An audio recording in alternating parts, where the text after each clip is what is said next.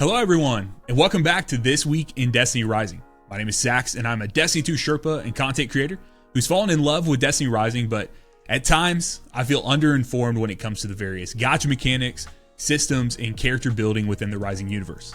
That's why I started this show, so I can chat with some of the top players in the game to discuss the things that confuse or have simply evaded me, in hopes that myself and others like you may learn something new with every episode. This week, we're breaking down our Season 4 tier list to help you understand exactly what characters you should be investing your time, sweat, and even cold hard cash into, and which ones you should just pass on in today's meta. To accomplish this, I've enlisted the help of a couple of friends, old and new. First, I'm joined by returning guest and notable Estela lover, Flamel. How are you doing, man?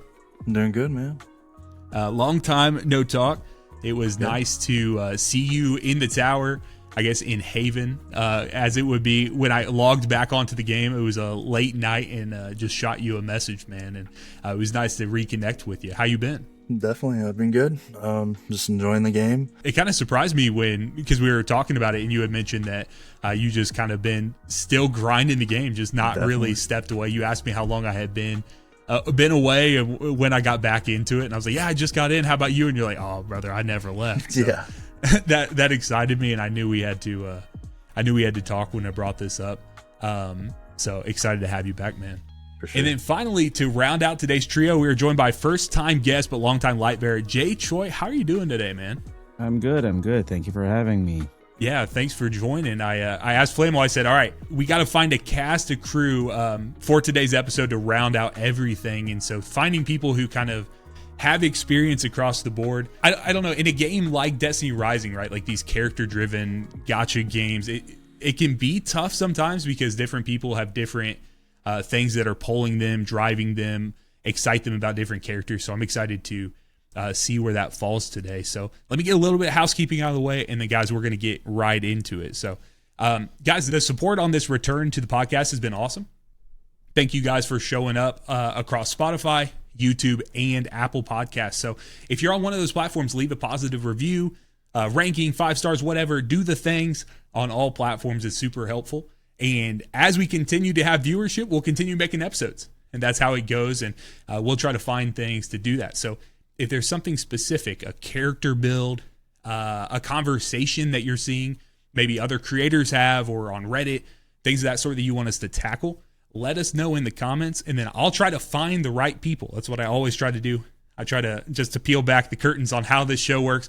I always go out and I try to find the right people to answer those questions for you. But today, like I said at the top of the show, we are here for our Season 4 comprehensive tier list. So to kind of set the stage, we did a tier list in like Season 0, right? Like vanilla Destiny Rising. Mm-hmm.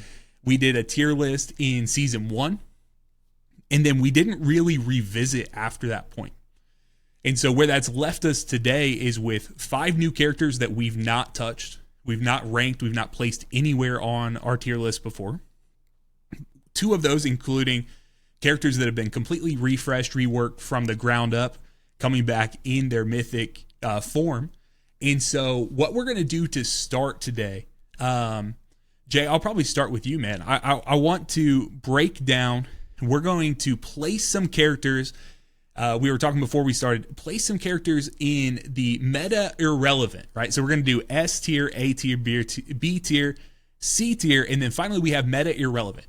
Not necessarily saying that these are bad characters, but these are things that we're not seeing anywhere, and really they're just kind of a consequence of like, hey, maybe they were here when the game was, originally put out, and just as the evolution of things, or maybe, as we were saying before, breaking my heart that other characters have come in and completely just unleashed them. So let's talk about some of these characters. Is there anyone that sticks out to you as we fill out this meta irrelevant section here? Who sticks out to you first? Xuan Wei. Like that, unfortunate to say. Like that's yeah.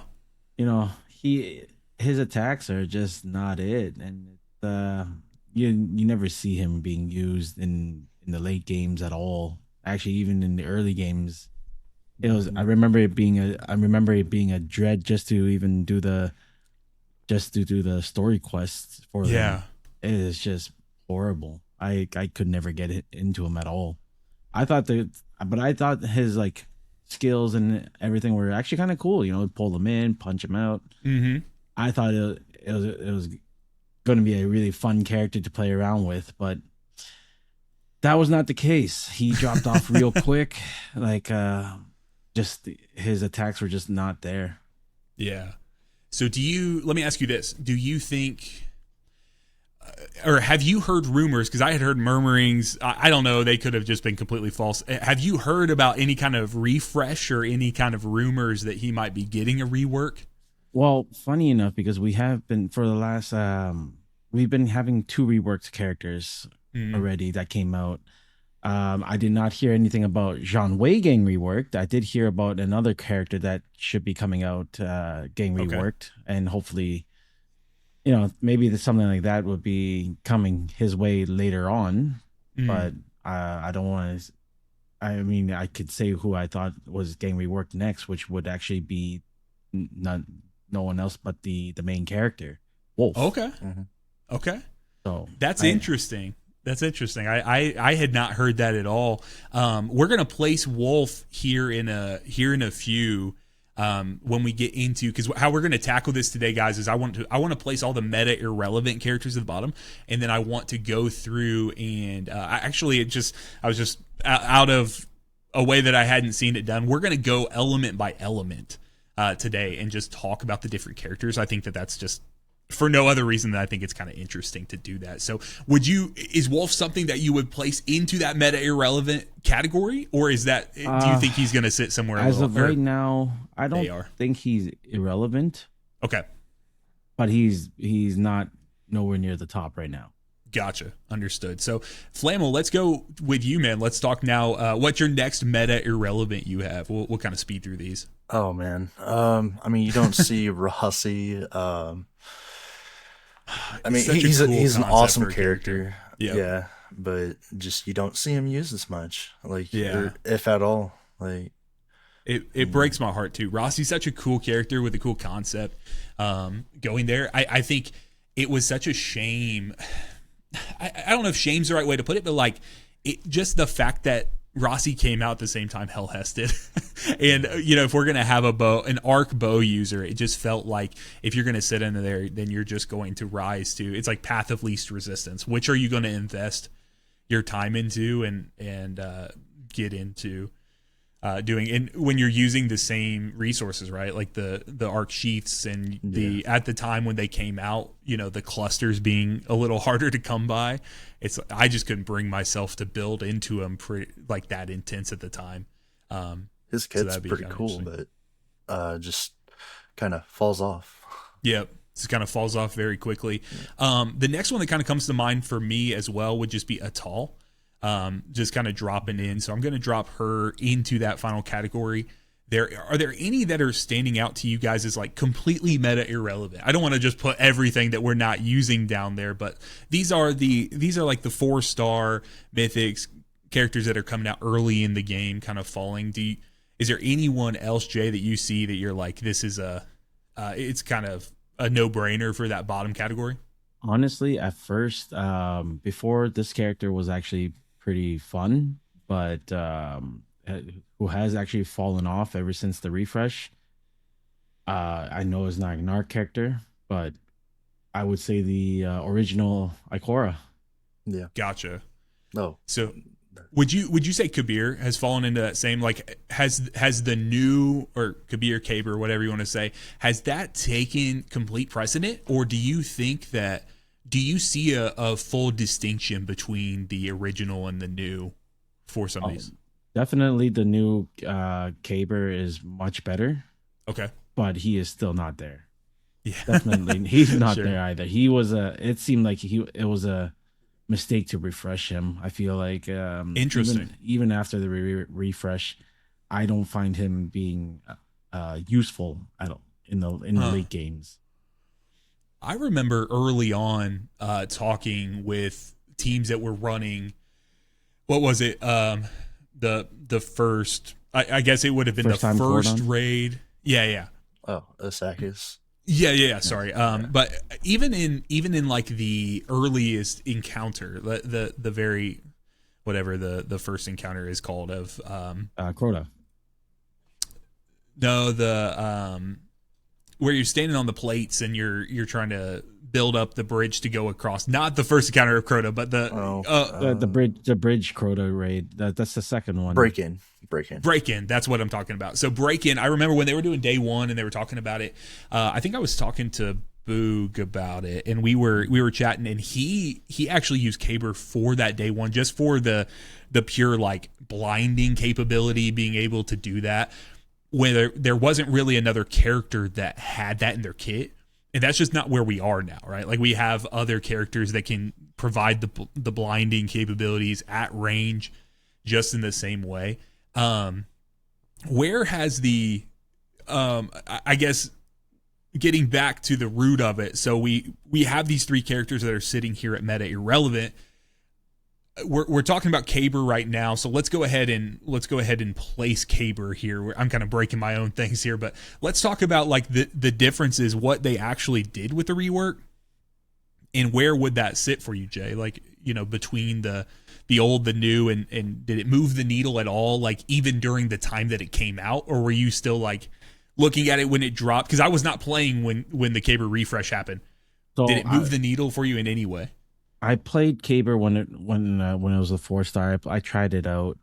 I'm not really a defensive character playing person. Understood. I'm in every game I've ever played. I've always been like, you know, head first, can't go wrong type of guy. Sure. You know, go out guns blazing. I don't really care to be singing the backs and throwing support out. Kind of like plinking away, yeah. Yeah, and that's not my style. I like seeing I like to see big numbers. I like to see, you know, I want the number action. Go burr. Yeah. I got you. But that being said, Kabr being a defense character, the original Kabr, I didn't feel anything about it. I actually didn't really like it that much, again, because it was a defense character. The rework, I tried it as well. Again, it's another defense character. Putting up the barriers is kind of cool. They came out with the new, you know, gave him like a sniper or a pulse rifle, and that pulse rifle now is like absolute, almost like meta now. But the fact that you have to shoot through your barriers, it came out with that's a little cool, I guess, mechanic to it. But unfortunately, I did not see it as a game breaker. You know what I mean? Gotcha. For like not everyone's gonna be like, oh my god, the new Kabr is gonna be so good. Yeah. To be fair, season 3, he was good for cordon, like a cordon push, where in the very late games, everyone's using Kabr Resolute because there's way too much damage. The barrier helped. But as of now, we're not at that stage anymore. Yeah. And you see less and less people using Kabr now. I gotcha. So yeah, just kind of falling. Do you think that that's more of a consequence of being more comfortable with the activities where Kabr was shining, or is that more a consequence of there are better arc characters? You know, is it a feeling of like the arc or the Shinka capabilities that Kabr has, or would it be more of a landing on like, we just don't need to sit back as much because we know these activities now? I believe more or less it's going to be more that not everybody likes to sit back and plink away. Gotcha. And as we've gotten release of other characters in the future, like Efrideet and everything.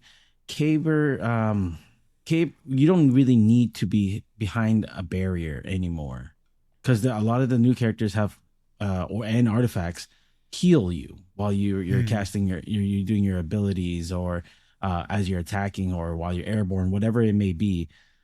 It's so much healing that the damage you're taking is realistically not really even a threat as much.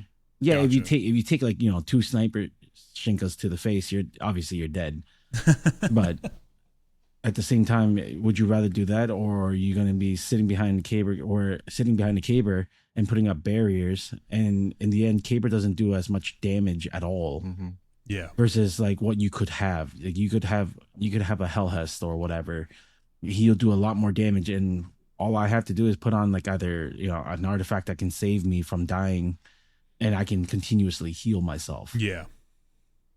So he also shares. So what was his original weapon kit? Because he didn't have both pulse and machine gun before, did he? No. In the alpha, it was pulse. No, wait. No, it was scout rifle and fusion rifle, or I think. Okay, so what is his, like? So that his? Yeah. Okay, so I was getting confused. Oh, he's scout and linear with the refresh. That's right. Okay. Yeah. Got you. So that's where the rework was. Interesting. Okay. So where do you want to place the refresh Kabr on this tier list here? I probably would have put him at I would say a C or maybe a B, but I think that's pushing it. Okay. Yeah. So you think top of C tier right now? I would probably say that. Okay. We'll kind of assess that as we go. So let's do this now. I want to shift 4 reasons I want to touch on the rest of our arc characters at the end for reasons that no one could possibly have any idea why. Partially just because of some of the characters that are in there, but I also want to touch Efrideet being our last brand new character coming out. I want to touch her last. Let's circle back now and let's shift gear to solar characters. And let's go back to the conversation there, Flamel. It seemed like you might have had a bit of an inkling that they've been talking about maybe doing a tier 5 Wolf refresh here. I don't want to do a ton of speculation forward here, but where is Wolf sitting for you now? And are you using Wolf in any capacity outside of just the new campaign missions? No, I mean, I don't use him outside of that. I personally haven't had any use besides any campaign. Okay. Either meta, I'd place him in meta irrelevant, or if people are really that hard pressed to have him higher, put him in C. Yeah. But that's.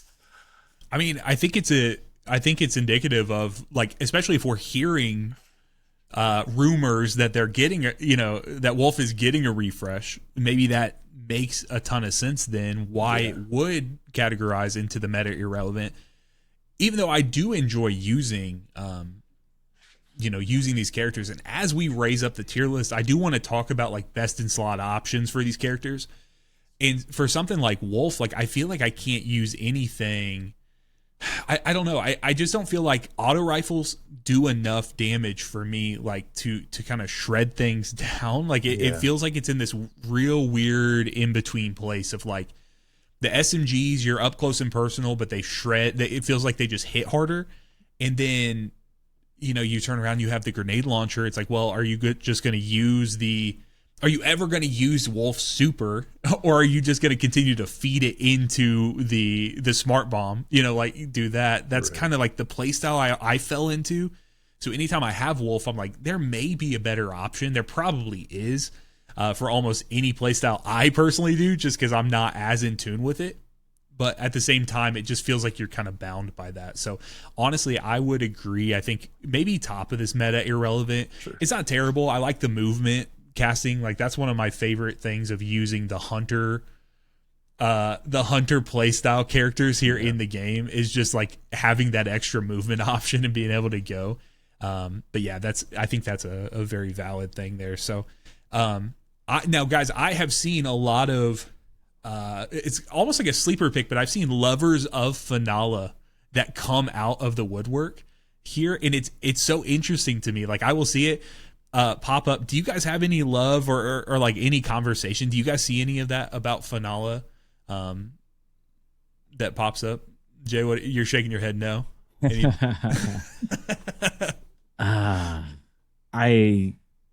Finalla's way too slow. Okay. Such a slow character.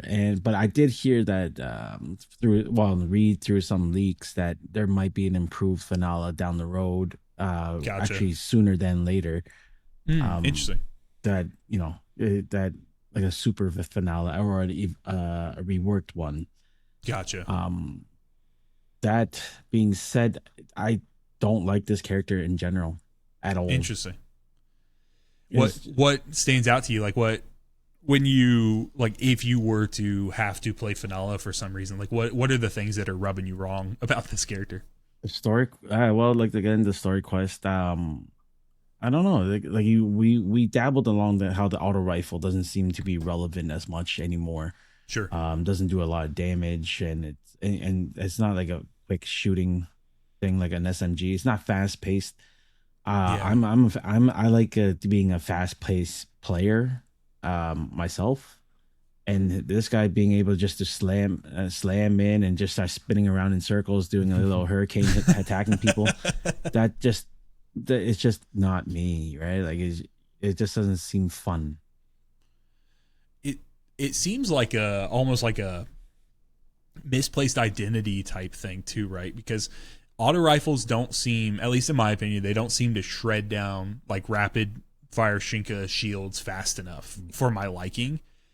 And then also it's like, okay, well, if I'm doing that, then I also have this option for what? Because swords fall into impact, correct? Right. Like, yeah. So yeah. I'm doing impact. It's just a weird play style, right? Like, because auto rifles, I feel like you back up further than you would like an SMG. An SMG sword may make more sense in my book, just because you're going to be up close and personal with that and kind of talking with that. But yeah, I can kind of see that. Flamel, you got any thoughts on Finalla here? I mean, if you build it right and everything, she's pretty, like, people call her immortal and stuff. Like, maybe PvP relevant. I don't know. I don't use her enough, honestly, but I gotcha. Yeah. And then, like, is there any other sword option really than Partridge Sky? Like, I don't ever really see anyone use other swords than that, but maybe I'm just ignorant to it. There is, but it's just that Partridge Sky is a very strong weapon to begin with. They have that attack that I guess he slashes through the air and get like a fire blade type of thing comes out. That will melt. That alone can take out spread and impact. So that's why the versatility is great of this sword, and it's nowhere being weak. It's actually a big hard to hit. It actually melts quite hard, but unfortunately you have to be up close and personal. Yeah. Right. And every time you use that secondary hit for the Partridge Sky, it actually kills off like 10 of your power ammo. Yeah. It's super ammo hungry. Yeah. That's what my experience has been. Like, anytime I use I go through and like use Jolder for, say, like a legendary campaign mission or something of that sort, going through, I'm always out of ammo. Like, it's just like one of those things, and it's probably me spamming, doing whatever, but like I like the, coming from the Destiny 2 side of things, I feel like when I have a sword equipped in D2, I always have ammo in that capacity. And maybe that's just because of like play style differences, but that just doesn't translate for me 1-to-1 over to Rising. And it could be exactly what you just laid out. It's just like how much ammo it actually chews.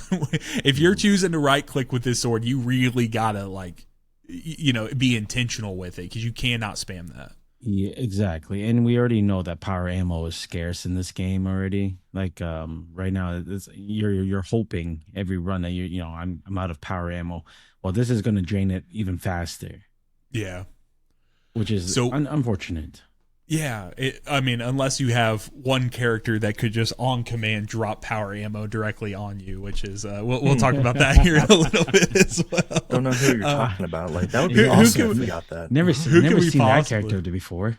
Who could we possibly be talking about? So, all right, guys. So it sounds like we're kind of hedging our bets here, right around this meta irrelevant to C line here. Where are we falling on either side with Finalla here? I'd say bottom C at least, maybe. Okay. Just depends. Like, again, she's very like situational, and if you just, I think essentially she is unkillable, because she does have a lot of things that can heal her. Yeah, and she's spinning around in circles, and she's just like, it is good, but at the same time, I'm not looking for that. It doesn't have that much damage, and once you blow all your Partridge Sky, you're done. Right. Well, so that's another question too. I think the last time that we did one of these tier lists, or like, so Jay, I'm not sure even how familiar you are with the show in general, but like we did like what, 13, 14 weeks worth of this straight from launch. And so that got us through like first season into season 2, actually kind of got us, I think we took a few little breaks there. So like the last episode of the first season was right after Maru came out. And so there were a lot of conversations at that time about what the like ways they were pigeonholing us as players into the game, right? At that time, it was just go fast, go fast, go fast. Like if you were not using Ning or whatever the fastest option to burn everything down, right? Like that's just where we were. Do you guys feel like, I mean, have we gotten away from that, or have we just shifted, like, or like have they done enough to kind of remediate that over the last 5 months, right? It was 5 months from when I was creating it last. Like, do you feel like they've done enough to kind of get away from, okay, well, you can only play, the only characters that are valuable are like this one individual play style? Or did they simply shift it a different direction? I believe they shifted in a different direction. And Okay. now I'm 100% was a Ning run bot.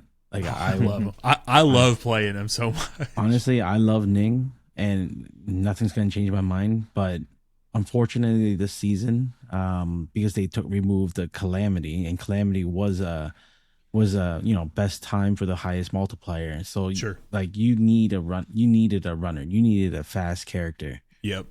And there's no doubt about it. You couldn't get on the top leaderboards or of Calamity Ops. You without having somewhat of a fast character, either Sure. whether it be Ning, Jaren, whatever.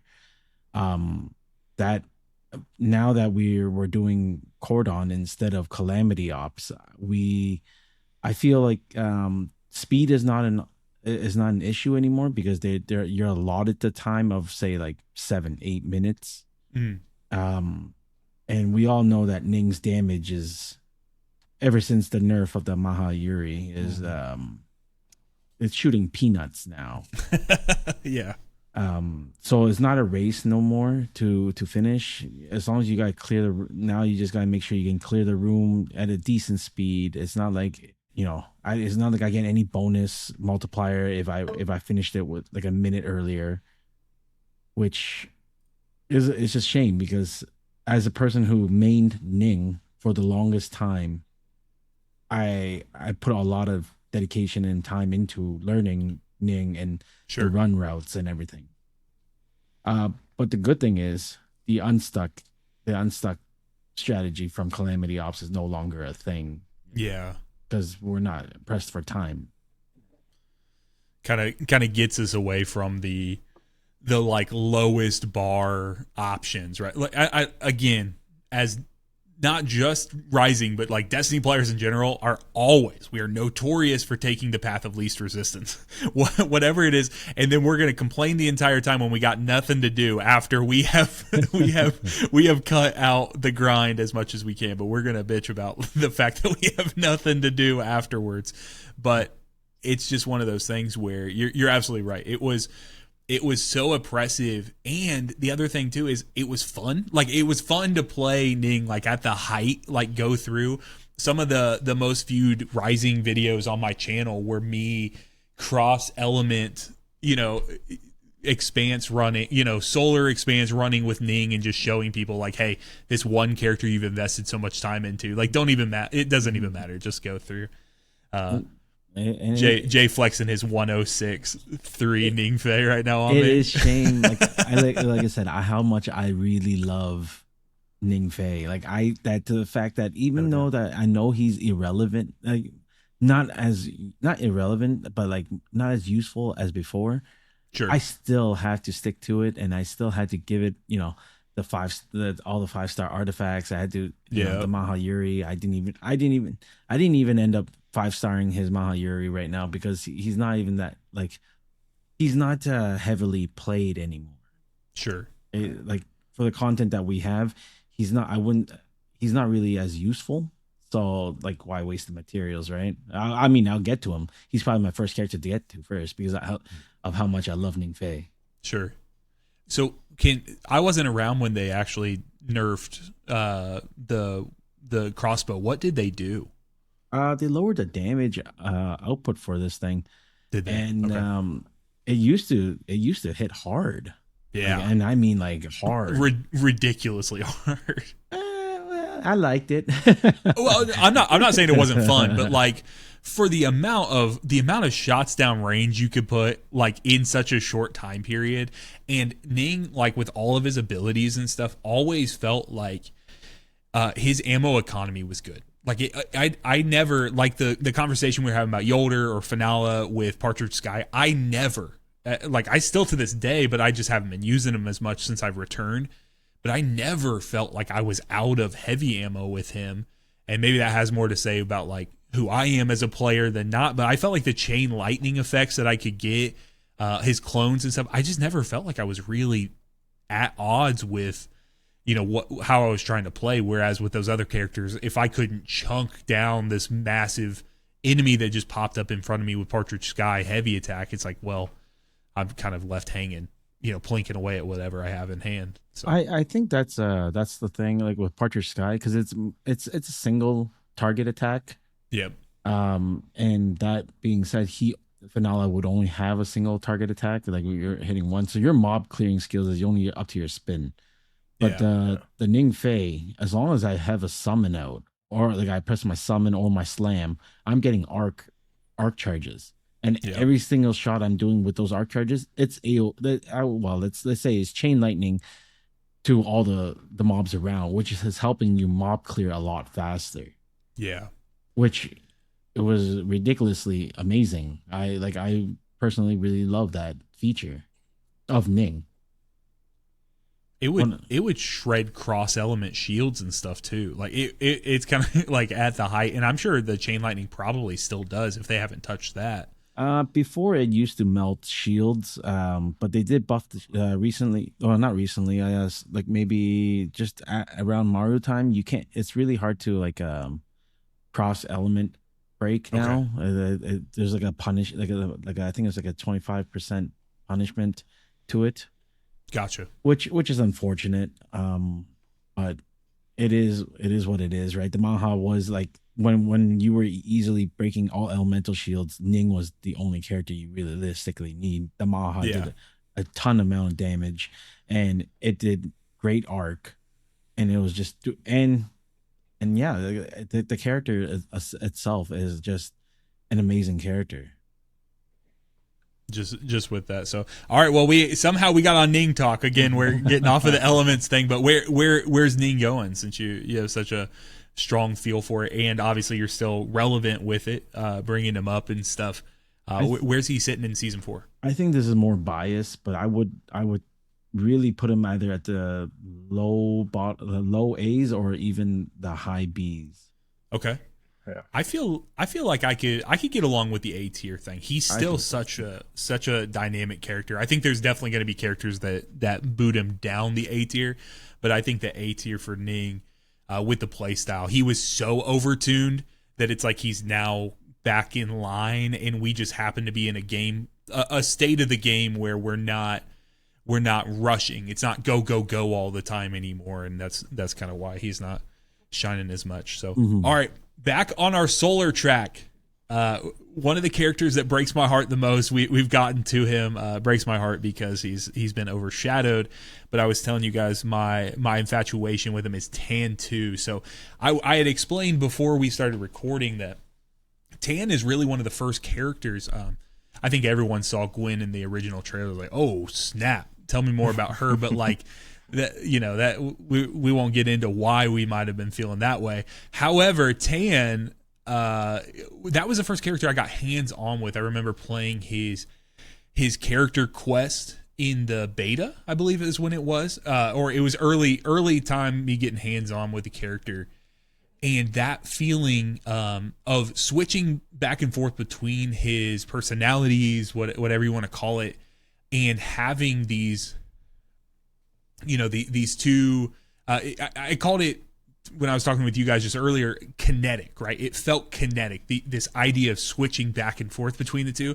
And we have some other characters where you do something similar to that. we're switching between modes, or you're flowing between the abilities that you're going to be producing.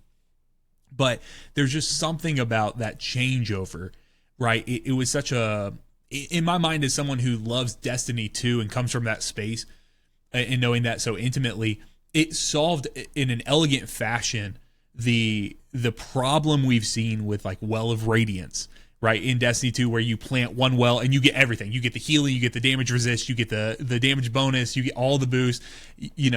Now you can just hold healing grenades, so you get that at hand all the time.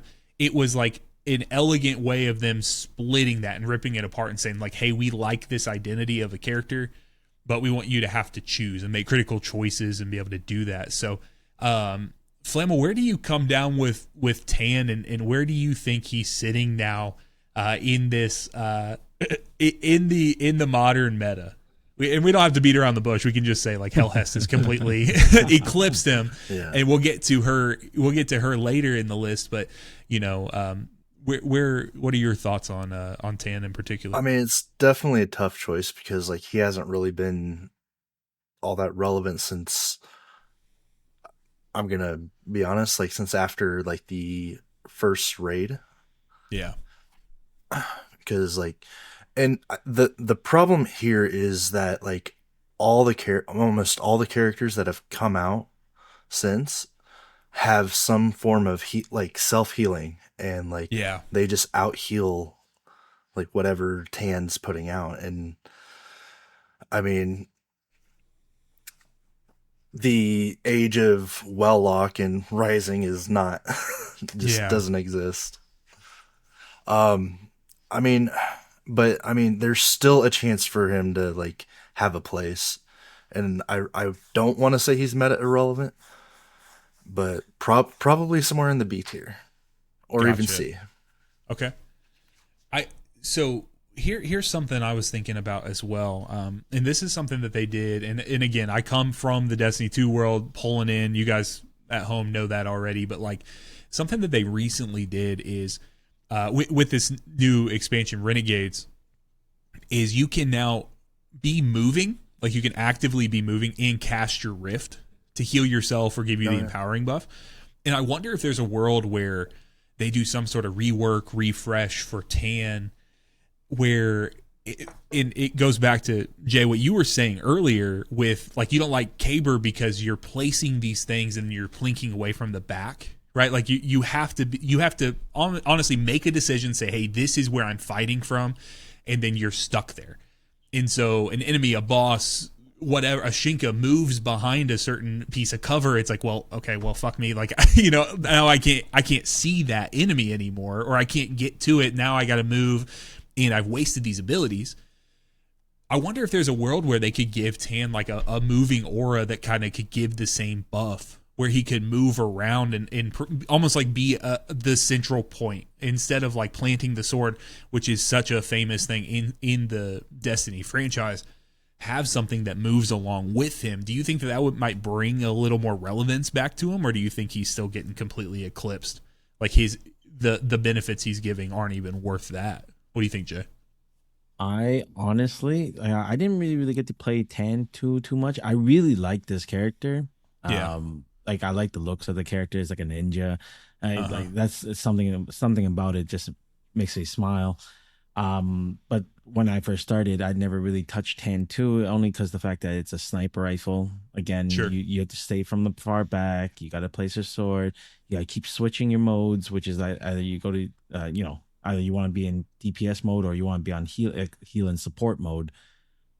Being support mode, the fact that all your teammates have to gather around you is also kind of like, that's not the way I like it. And it's like the aura is not even the biggest thing to heal your teammates either. Sure. All right. So like during raids and everything, everyone's like, oh, okay, come gather up and let me heal you. But as we got, like, when I started playing this game, some of the characters, like my beloved Ning, already was self-efficient on healing himself playing. So I don't need to be near Tan 2. I can run around, keep jumping around, and enemies will be harder to hit me regardless. I get damage reduction every time I clone.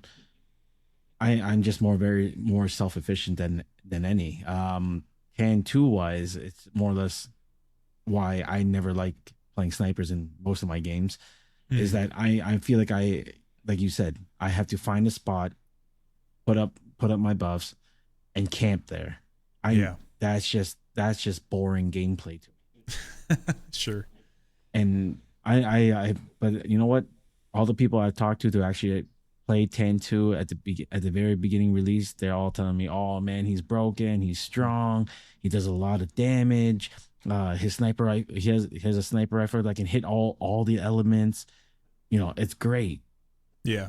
But I never really got into him. I bought him a cosmetic, thinking I was going to try to get into him.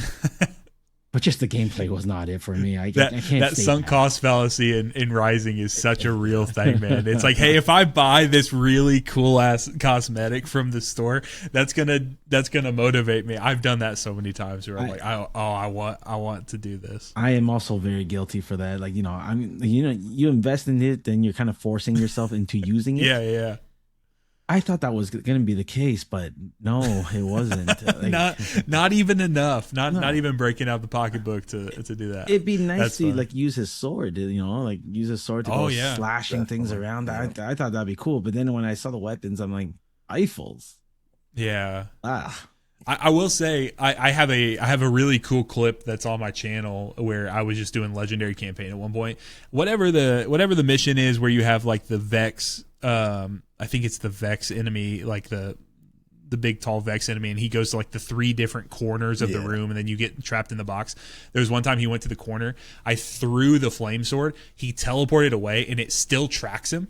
Like it tracks like the enemy moving, and so it flew through the air and went all the way like back behind me and caught him through the air. It was super cool. I'm like, yeah, I wish they would like lean more into that, give him more mobility with the benefits he's providing, and then they're going to have to buff up, those benefits to combat some of these other characters that they have there. But also, one of the best episodes from our first season of the show that we did was our full breakdown on Tan 2, where we got in there, and it was, the damage that he could do was ridiculous. Like, it really was, but there was quite a bit of investment that needed to be done in leaning into the characters. So I guess I want to say this, I want to throw this out there, is like, hey, if you've gotten to the place now, we're nearing, we're like 8 months into the game's, life cycle or whatever. Like, if you have a T6 Tan you've invested, I don't want you to hear this and be like, oh my God, it's completely worthless. It's like, no, it's just, that's the nature of a game like this, where they got to keep finding ways to incentivize players to be interested. And so the old characters, the original, are going to slide, right? Like, they're going to slide over time. There's a very clear path to bringing back relevance to the tier 4, the purple characters, so to speak, but there's less of a clear-cut method to bring back these tier 5. And we'll get into a little bit about how they're doing that with Gwynn, when we talk about Gwynn here in a few, because I have thoughts on that as well. So I kind of feel like this sits here in this tier, this C tier, but lower than Kabr higher than Kabr. I don't know how you guys feel about that, but that's kind of where I can agree with that. Yeah. Okay. That's where I sit. All right. So now we're getting into a character that I was not here for with the release. I did log on enough to actually pull one copy, so I do have a Jaren, but like, we're in on Jaren now. And last week when I was talking with Shane, we did a full Gwynn breakdown, and he told me, and I hadn't invested anything in Jaren. Like, he was sitting way low on my character list, like very, very low level. And since that conversation, I've been convinced, over the last week, I've not gotten to play a ton, but the 2 or 3 play sessions, I've played Jaren the entire time. Guys, I freaking love this character. I have had so much fun playing Jaren. However, I will say, let me shut off characters talking in the tower. Oh my God. Because his freaking thing he says, oh my God, it makes me want to take Yeah, it wants me to take his super and do something bad with it because I hate it so much, and I had never played him, and it almost like turned me off from wanting to play Jaren because I heard him like whispering, doing like air guns in my ears so long. So, anyways, back to the actual relevance of it. Jay, you're sitting here at a 105, almost 106 on Jaren. How are you feeling with this character? And let me know your experience with it, because we had the long rumor, right? Like the Solar Hunter Gunslinger, like it was rumored as long as the game had been out. Like as soon as I heard Destiny Rising was coming out and I saw the character list, I started hearing murmurings about this character. How do you think that hit like the expectations compared to the reality? And just, I guess I'll let you talk about Jaren for a bit. Actually, Jaren is probably one of my bigger regrets that I never T6'd. Okay. Which is, I think when the time comes back around to redraw him, I will end up T6ing him. He was a great runner for Calamity Ops. He worked very well. Honestly, I actually had a chance to experience T6 Jaren on my friend's account, to go check it out. And honestly, he's amazingly fun. Like it's weird as to say. When I first saw Jaren, I was kind of like, like it'd be a fun character. I think I was skeptical. But honestly, a cowboy in this game, I love that. I honestly love that. I was just like, oh crap, cowboy. And then I was like, oh, you get the last word. I don't know much about the last word. Like, back, I believe it was in Destiny 2. Mm-hmm. He was kind of this character was kind of showcased, or the weapon was showcased. Yep. No, I never played Destiny 2. Like not like that crazy, at least. Yeah. That being said, I've always liked the Texas cowboy feel of things. Sure. And then when they showed me the abilities, you press your Q, or your 6 shots, I was like, that's sick. And it's always precision. And right. And something about just hitting heads from an FPS player. Like I'm an FPS player. Just hitting heads just feels great. Oh yeah, dude. You know what I mean? And it's like you get your full charge, and then you pop your skill, you get 4 guaranteed 4 shots in the head from your primary, 4 shots in the head from your secondary, or sorry, your power ammo, if you will.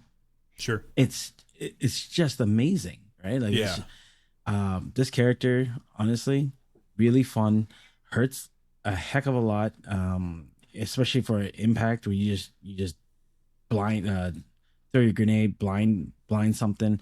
You're in there with a shotgun, everything is melting. Like, impact. What's an impact, right? Yeah. You dash in 2 shots, that thing's broken. You're just like, haha, now, and he's stunned. You're sitting there with like 4 headshots with a shotgun into his head. That's awesome. Insane. Yeah, the pistol. I have been over the moon, like playing and like you said, the very specific nature of just like being able to pull out a shotgun and seeing the red, like the target on there, is like, so it's awesome. Yeah, it feels great. It does, but unfortunately, the headshots of the shotgun is not the best part of that shotgun. The mod, the mod's basically saying if you did body shots, it actually did more damage, which was true, unfortunately. But we all want headshots. We all want to hear that crunch. Yeah, it's super satisfying. Exactly. So let me ask you this: does Jaren just? I guess do we feel this way? Because I guess let me back up what I was going to say.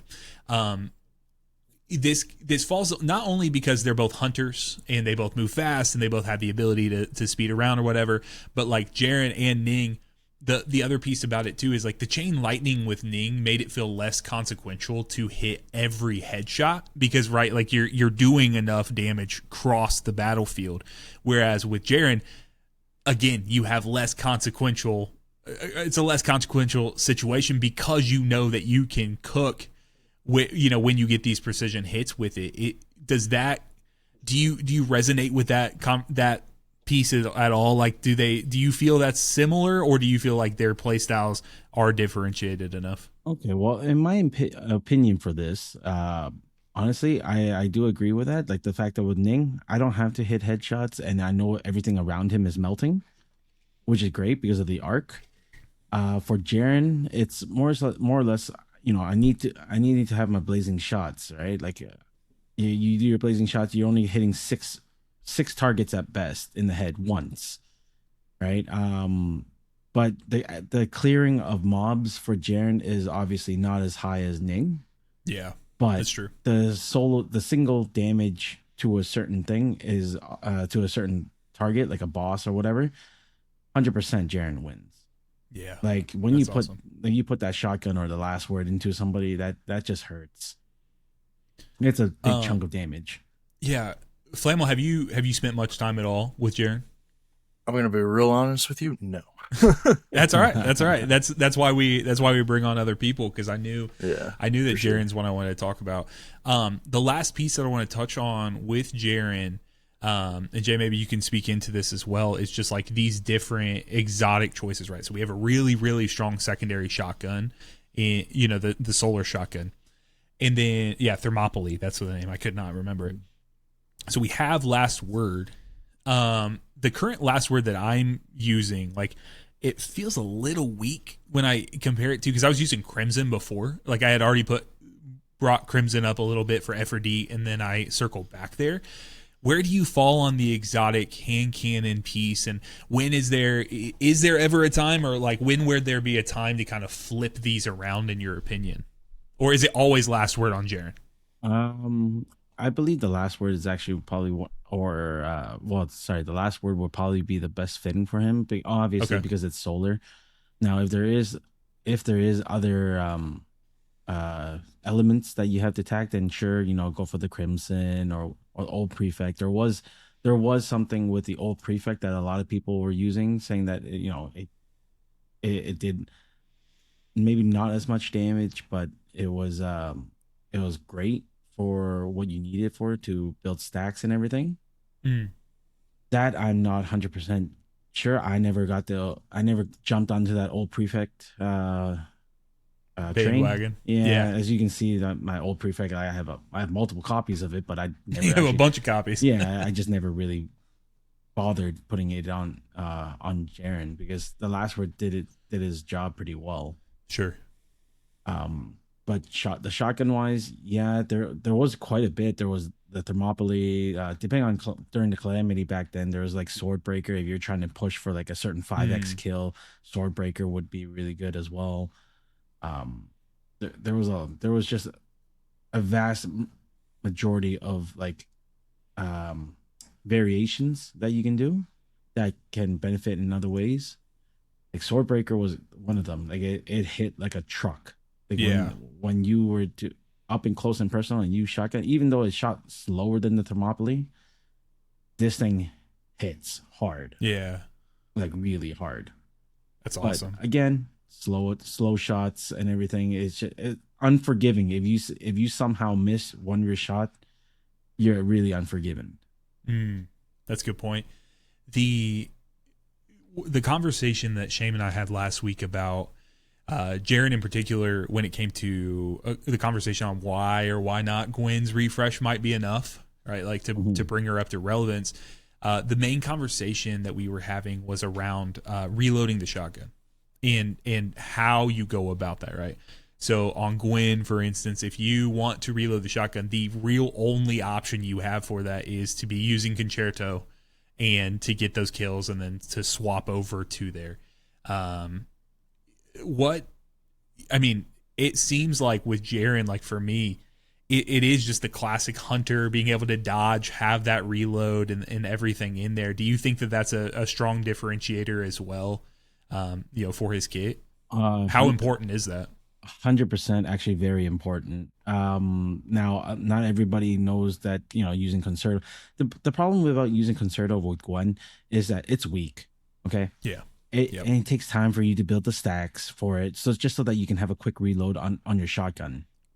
Now, the shotgun doesn't have that much a big size of magazine or a big amount of power ammo that you can carry, or you're losing a lot of time, which means you're losing a lot of DPS. Sure. Right. That being said, with Jaren, you get your dash back really fast, and you can get 2, maybe up to 4 if you ever use a super cancel of dashes. That's a crap ton of time saved. You can blast your shotgun all 8 shots or 11 shots if you have the mod. Blind him again, and now you're full ammo again. You just keep blasting at that rate, right? And then before you even finish your 11 shots, you'll have another blind up. Throw another one. You can blow all your ammo before you run out of dashes, basically. That's awesome. And during that time, you're gonna gain a lot of your buff. You get all headshots. You're gonna get it multiple quickly too. Yeah. So let's place him. Let's play. We've talked the Jaren hype up. Let's go ahead and place him. Where are you thinking here? I'd put him on an A. A tier. Yep. High A. Yeah, I'd say he's just like right before Ning, I would say. Okay. That's awesome. All right, Flamel, it is your time to shine, my friend. No. We're coming back. We've had many Estela conversations throughout the multiple episodes that you and I have done together. Yeah. What is the current state of Estela in season 4? What are we using? What are the top meta options for? What are best in slot? What are we thinking here, and how has she stood the test of time as the meta has shifted? I mean, I love her kit and everything. I love her theme. She was really good during the new raid. I mean, I'm gonna skip right to placing her. Okay. Top B, low A. Okay. But no, I mean, she's still one of my favorite. I wouldn't say she's my absolute favorite now, based on the new characters. Interesting. Okay, that's nice to hear. That's nice to hear. Yeah. What are you rocking nowadays? Because remind me, because I think the last time we spoke, last time we talked, you were rocking Heir Apparent. I still do. Do you? Okay. 100%. Did Thunderlord move the needle at all? The problem with Thunderlord right now is that you lose your rate of fire buff after every skill use. So it kind of it's just not there right now. And I'm either that it's intentional or they're just still working on fixing it. Gotcha. Otherwise it'd probably be it'd push more damage than air, but the ammo economy for Heir Apparent is just way better. Yeah. That magazine is, when I came back and started playing, I think you and I were talking about using Estela, and then the first episode of this new season when I got together with Antivist, he was on Estela for their world's first clear because he was on the world's first team, and he used Estela, and he was like, yeah, Heir Apparent, go in there, and he was kind of laying it out for me as well. I think he ended up using the Pulse for that, for their clear, but basically was just talking about the efficiency of Estela's ability usage, right? Just being able to spam and have that. I literally remember, I think we were about to record one of our episodes when they pushed the change out where you could cast your abilities without fire, stopping firing. Yeah. And I remember it being oh my God, this is the Flamel change. This is the update for him in particular, for Heir Apparent. So you're thinking high B, low A tier for this character here? Okay. And that's just based on it could be other people's opinions too, but yeah. And that's the thing with tier lists. This is ours, right? This is what we're doing, and everyone has the ability to kind of hop in and do what they want. But I think it's nice to be able to see, right? After the 5-month break here, I think Estela was sitting super high on our tier list at the time. That's just how the game goes. So I I have really seen, and I think with as efficient as it was in the world's first race, I think that an A tier placement is, I think that makes a lot of sense for that, and it'll be interesting because are we getting some sort of like prestige version of the raid or something of that sort? Like what is like that? 2 more weeks, isn't it? Phase 8. Yeah. That's of the raid that just came out. Is that right? No, so it's going to be like as far as from what I understood is that the prestige tier is going to be like the adept strikes and blitz, that it's going to be a rotating encounter. Oh, okay. Yeah, but I don't know. I mean, I got to go back and read small notes, but so it'll be interesting to see, because when we're faced with another challenge, right? It's always interesting to see how like in the Destiny 2 world's first raid races, and then obviously we're seeing now with the 3 that we've had for Destiny Rising, it's interesting to see how the top players, they almost like revert to the old faithful, right? And it was like, hey, I know this, like this is a known quantity to me. Whereas like, okay, so Efrideet just came out.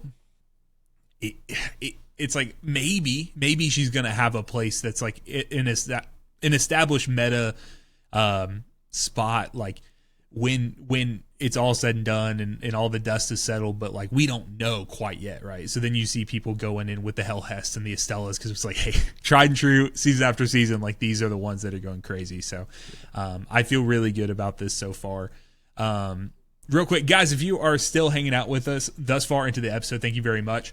We're about to hop into the void, but make sure you hit the subscribe button if you enjoy this. And if you're really mad, if you're really pissed off about our placement, good. Let me know in the comments below, because we want to hear it. And oftentimes these guys will get in the comments with us. So if you have something specific, or if we say something you want to reference and do that, we'll try to. I'll make sure they see it. I'm always in the comments, but I'll make sure they see it as well, so we can talk about it. But all right, guys, let's get into. We got Umeko here, and you know she's our final 4-star that's sitting here that needs to be placed, right? I didn't bring on the Kabr and the Ikora originals just because I feel like they got overshadowed, of course, by their Mythic form there. Now, Umeko, we had a long conversation kind of alongside the Tan conversation back in the first season of the show.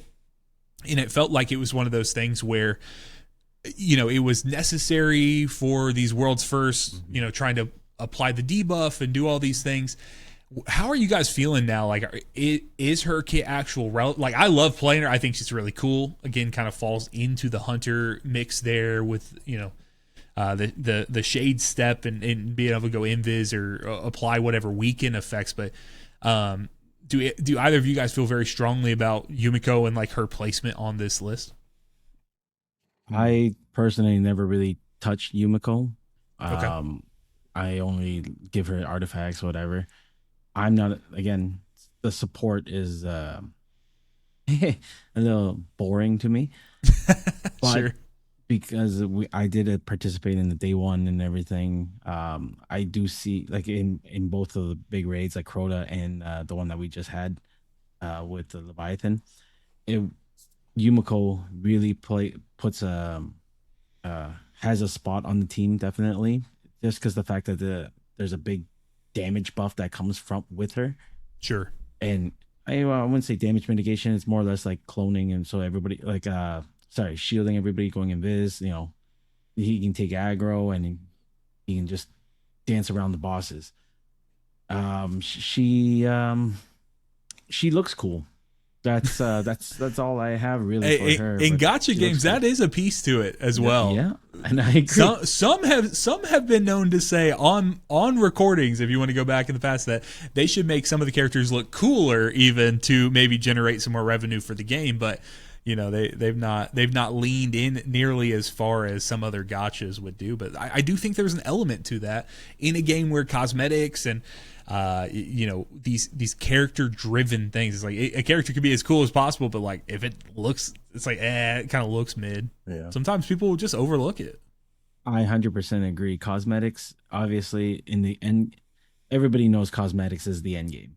Yeah. Fashion is the end game. Yeah, exactly. In all MMORPGs, and I played a lot of MMORPGs, maybe not all gachas, but we all know that cosmetics is the end game. Yeah. Okay, so it shows how cool the character looks. Yeah. And just being able to kind of, when everyone's using like the same cast of characters, finding ways to differentiate your own can be important. And again, it's not something that should be required in any capacity from a skill perspective. It shouldn't depend on how much DP, there should never be a thing where it's like, hey, if you buy this from the shop, it's going to increase your damage, do these types of things. But also with a gacha game, there is a little level to that where you can put some money in, get the talents, and could make a difference on that front. But when we're talking about this, like I think with a cosmetic piece or stuff of that sort, obviously there's not going to be anything there. So I kind of lean in. I guess, Flamel, do you have any strong opinions on the Umeko placement here? No, not in particular. I know she's definitely good. Like she's very utility based because of her debuffs and her. Does she have buffs? I think her aura. Does her aura cause debuffs? Or I'm looking back at it. All right. I would love to be able to contribute into that, but like I said, I didn't play her that much at all. Same for me. That's one thing for me is like I will know what these characters do, and when people teach me, or if we sit in, I will retain that information. But it's something that I even struggle to this day sometimes, like finding out. It's like I know where the menus technically are, but like how that core knowledge that I have with like how this ability in Destiny 2 works, I struggle with that. And that's why I say it every time in the opening for this show is like some of the gacha systems, the mechanics, like I do struggle with it genuinely. And it's not me just putting on something. It's like, bro, like get a, get a clue. It's like, it genuinely is. But the feeling behind it, it seems like Umeko almost falls like perfectly into the B tier. Like right in the middle, she's really, really helpful for what she's going to be helpful for. Yeah. But the nature of the raids that we get inside of Rising, like the fact that you can change characters between the different encounters, you can go in specifically and say, hey, well, this is going to be an ad clear encounter. I don't necessarily need to have someone who's going to give us a debuff on a particular target. So I'm not going to pull Umeko here. But then we get into final encounter. We got to push this in 2 phases or whatever, for whatever bugginess that might be happening. Like we really got to push damage. Let's get that extra debuff in there. I think that's helpful. I think I totally agree with that. That Umeko is good when, even if your team is lacking in damage, Umeko could be the key to actually, debuffing the boss and making everybody doing a little bit more damage, which is quite a bit. But she's good for say like a team thing. Like if I want to make the raid go a little bit faster, kill some bosses faster, she's good. But if you're telling me like go play solo content with Umeko, I'd probably say no. Yeah. And Umeko is one of the characters that we did a dedicated segment for in the first season as well. And I think that conversation came up as well. Where it's like, she's a little too squishy to get into. To take out on her own, but when she's in a situation where she can find some healing, provide benefit to other characters, it makes a lot of sense. But she also doesn't have to be a slouch from a DPS perspective as well. There is tech that you can get in there to do that, and we've seen that. So if you guys need to catch any of these episodes, they're actually hosted over on the Sax Plays Games channel. So this podcast is on Sax Talks Games, over on Sax Plays Games. That's where we did the first season. And you can find these standalone Rising videos. I have a playlist over there for you guys if you want to see them. So, all right, guys, let's keep it moving here. We have Jolder, which has been a point of contention in the past. There are some absolute Jolder lovers that have kind of gotten the mix there. Where do you guys come down? We have talked ad nauseum about Jolder's kits. We've talked about already Partridge Sky. Where are we placing Jolder on this list here, boys? Meta irrelevant, like immediately, right now. Like, no. Tank, you're gonna piss some people off, brother. No, she's really good. I enjoy her. That's awesome. It just depends on the situation. Yeah, situationally. She is a very fun character to play. I would highly agree with that. I just recently got her T6 not too long ago, and she is fun to play with. Sorry, excuse me. I wouldn't definitely not meta irrelevant, but but again, her in raids probably not useful. Her solo farming, again, it's very hard for her to die. She has a very good self healing, like a self healing skill that she can do. She can put her own bubble. She can put a bubble up and protect the whole team. But that means your whole team has to gather around her. Sure. But she also have a big self healing. So shield or you get it. You can take a lot of damage. You do a shield slam. You're always healing. Yeah. Like, it's almost like you can't die. SNG for her was kind of, I guess, to make her run slightly a little bit faster because she's obviously she's a very much slower character. Other than that, her having a sword, being able to break impact, great and all. Shield throw, which helps with the ad kills and everything. I like the fact that I liked this character at first, and after watching Berkey Turkey play this character, I'm pretty sure we all know who Berkey Turkey is. Yeah. He's like a Jolder main, and it's amazing seeing what he can do with Jolder. I can't even fathom, like, probably not even 50% of what he does. Like, that's awesome. Him being able to do like jump swing just to travel even faster. Like, we use that during Crota raid actually, instead of Ning, to try to do speed runs. Sure. For the first stage where you go in the darkness, because you're very limited to your ability that you're able to use because everybody's doing fair play, and Ning having only one clone to travel was not it. Whereas the Jolder, you can just have your sword out, jump swing. You're gonna be a lot faster. Yep.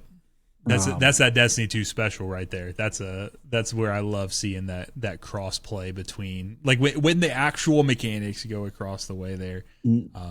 I think it's fantastic. So. I feel like this character is more or less depending on who you ask. Like, if you master this character like Berkey did, he would definitely put this character probably on a higher spectrum. Some people would say that Jolder's OP. I disagree with that. Personally, it's good for what it is, but I would not want to be like, oh, I need a Jolder just to clear the stage, or even solo playing with Jolder I don't think is there. Sure. It's for survivability. Sure, if I want to spend 10 minutes on a legendary campaign, because that's how long it's going to take me to kill things with Jolder. Sure, but let's be real. When we log in first day of the week, Mondays, we're definitely wanting to hammer out things fast. There are other characters that can do what she does, like impact much faster, right? Or even spread faster. So me choosing her, putting her anywhere else, I would technically myself, I probably put her in like a C or a B. Okay. You think? I think a high B is a really good place for her. It's not to say that, like, there could be any character on this thing where you get like the best player of that character in the game, and they could probably do some amazing things where you're like, oh, okay, like, I see how someone could like this and not be not be impeding on the success of their team. Right. But that's a different conversation, right? Like, genuinely benefiting the whole team or not impeding the team. Like, those are two different things. And so I think there's a conversation there too. And again, we keep going back to, even though they've got this like go fast meta, they've kind of put that in the box again. It's sitting in the corner. We're not having to run with a Ning and something like that. There's still something negative to these defense characters that have to, like, sit in a place this thing down. We're finding that to be a continual conversation here. So I feel pretty comfortable here. If you guys feel comfortable with it, I think right under Umeko there in that B tier. And again, Umeko only squeaks out because she's so utilitarian, like, across the entire team in these hyper specific moments. But then I think Jolder, there's a level of fun that's there as well. So I think I can get behind that. Yeah. Okay. Yeah, cool. I like Jolder. She's, almost unkillable. Like, just with Partridge Sky, she's amazing. Sure. Yeah. All right. So now we have turned to the final 3 void characters. A couple that kind of break my heart a little bit, and one that surprised me that I never saw coming, and actually was one of the first things that kind of piqued my interest to come back to the game. So let's talk now about Gwynn. We're going to talk about our latest character to get a refresh. Okay, so I used Rework. I posted on Reddit because I wanted to get some conversation pieces for last week's episode, and I got absolutely fried because I accidentally used the word rework instead of refresh, and people called me basically every name in the book because they acted like I didn't understand the difference between the two. Sorry, nerds, I used the wrong word, but refreshed Gwynn, not reworked Gwynn. She got some different things there. So let's talk about it. We dove deep into everything about Gwynn last week, but I feel like I'm in a pretty good place to be able to kind of take this one because Gwynn was the first character that so Tan was one that caught my eye. Gwynn's the first character that I fell in love with getting into the game. I loved the meta. I loved the DPS. It's a famous around these parts when it comes to the conversation around Destiny Rising, but like famous for my channel, which was I was streaming, playing, we were doing Iskis. I think I was in there with Asterix and, guys, and they absolutely just, I thought I was doing great. Like I thought I was killing it with DPS, and then they did like 5 times the DPS of me, and it turned into this impromptu like coaching session, which is now one of the like most viewed videos, especially like Rising specific videos, but one of the most viewed videos on my channel, which is just like how to get good with Gwynn is just like what I titled it. And we went in there in the conversation about it, and she really it was very effective, and I saw instant returns on that. But again, we already had the conversation when it came to Jaren, right? Jaren, surprising me, very much because obviously they're different character types. Gwynn's a warlock, he's a hunter. Really, the only thing that it's evident that they share is that shotgun in the second slot. But it's amazing like how effective Jaren is at doing all the things. So we already talked about the reload, and we talked about some of the different pieces there. As we go in. So for me, I found that Gwynn, I think that Gwynn with this refresh is going to sit probably in that B tier under Jolder for me. So it's kind of like stacking up that B tier there. What do you guys think about this? I like Gwynn at first. Sure. She has a cool scythe. Yeah, when when I joined, I was like, yo, that character looks sick. It's a scythe. After playing with Concerto, I was thoroughly disappointed with this character. I'm like, like what I thought would be a Grim Reaper. They showed you the character with a full-on scythe, like glowing scythe that you're going to go around slashing people. I didn't know better, but this character, at first I'm like, yo, that's how she plays. That's cool. I'd like to do that, but that's just to find out I can only do it every 2 minutes. Oh no, every minute and change. Yeah. And you're just like, oh, that sucks. Then I'm like, dual pistols, okay, sure, get the Concerto, and then PPP, it doesn't do much damage. And then the shotgun, which shotgun is good, but the reload is pain. Yeah. And how heavy she leans into having void abilities, and like her actual abilities, making these void souls that are around, and then leaning into that pushes you even further into the void shotgun. I feel like she could get kind of like a slight buff if we did get a stronger void shotgun, maybe with some other options there. But as it sits right now, this tier list for season 4, I feel like I gotta place her like square in the middle. Not bad, but like if you already have a higher level tier, Gwynn, like I'm saying, like maybe you got middle tier and you're wondering if you should push up to that T6 or not, I think you really should hold on to your money for some of these other characters that are going to get reworked here. I thoroughly agree with that. I don't believe that. I know they buffed the Concerto a bit, but it's still not enough. Yeah, not enough to move there. So we have two more void characters. We have my I don't even know the best way to say it. I got infatuated with Granny when she was added to the character list.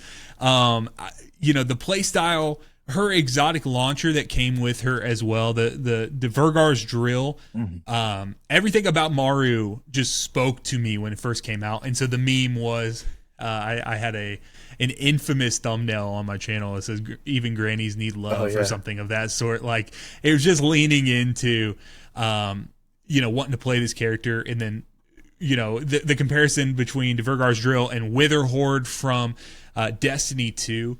However, it seems like we're not going to be able to have a conversation about Maru without also talking about Ikora, because it seems like Maru had a small time in the sun, so to speak, with this placement there. Either of you guys feel very strongly about the Ikora refresh that we had? Because we are, and I'm saying that because we're going to have to talk about the two together. So Maru, for those who don't know, double grenade launcher character, total spread character, getting in there with the cannon relic abilities, having the big shield coming up, and then being able to kind of move across the map. But it seemed like Ikora almost instantly, and I was not playing during Ikora, but like I said earlier, the one character that caught my eye, I was like, oh, what are they doing? Like, why am I seeing people actually use this character? It was Ikora coming in there. So, Jay, what are you thinking with between these two characters? Let's talk about them together. Okay. Because you were talking about Ikora, when I see Ikora, I instantly think, who's Maru? Maru who? It's unfortunate. Which breaks my heart. It's unfortunate. Maru looks sick, except for the fact that, a granny with a giant launcher, you know what I'm saying? Yeah. Like, it looks cool and everything, just blows up like big areas. The drill was it's okay of a grenade launcher. There wasn't something that special about it. But, she had like utilities, like putting up the shield to block for calamity ops was great. Yeah. Her super looks fun, really, really fun. Oh, for sure. Which is unfortunate because once they came out with a void, I believe they swapped straight to an arc character, I think it was. Oh no, Jaren. Jaren came out. I think. Yep. Jaren, and then it went backwards. Instead of going forwards, instead of going like, here's an arc character coming out, they went back with a void character that so happened to have like everything that Maru can do. But no, it was Kabr after Jaren. Oh, sorry. Yeah. Oh, yes, my mistake. It was Kabr after me. Yeah. Sorry. But we've already talked about how, and understandably, why you don't even remember that, because you don't like playing defense characers. And what's a basically, Kabr? Exactly. Jay's basically wiped that from his mind altogether. But yeah, they hit the Kabr, but then the Ikora refresh coming in and almost hitting the irrelevant button on Maru is what you're getting at. 100%. Honestly, with Ikora, I'm sorry, I'm not going to even talk about Maru so much, but Ikora. That's all right. When Ikora came out, I was just joking. Actually, before even Ikora came out, I was just joking because it's like the guy refresh of Kabr coming out. I was like, what's next? Super Ikora.